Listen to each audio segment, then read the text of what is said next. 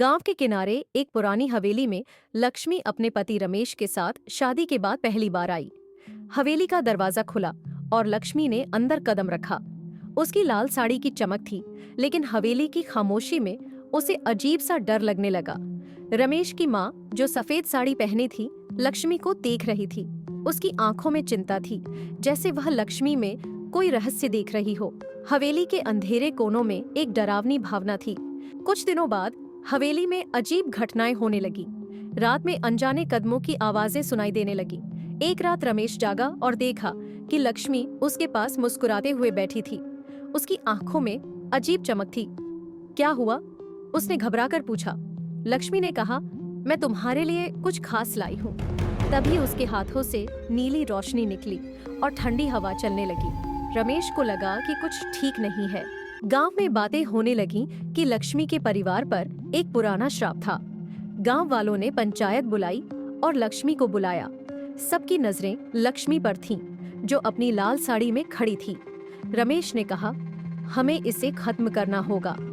गांव वाले डर गए थे, जैसे हवेली में छिपा कोई बड़ा राज हो।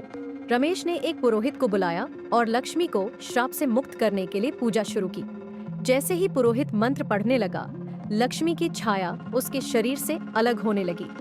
हवेली में अचानक ठंडी हवा चली और दीवारों पर अजीब आकृतियां दिखाई देने लगी। फिर लक्ष्मी की छाया एक डरावनी रूप में बदल गई। यह एक पुरानी चुड़ैल की आत्मा थी। उसने कहा, मैं तुम्हें नहीं छोड़ूंगी।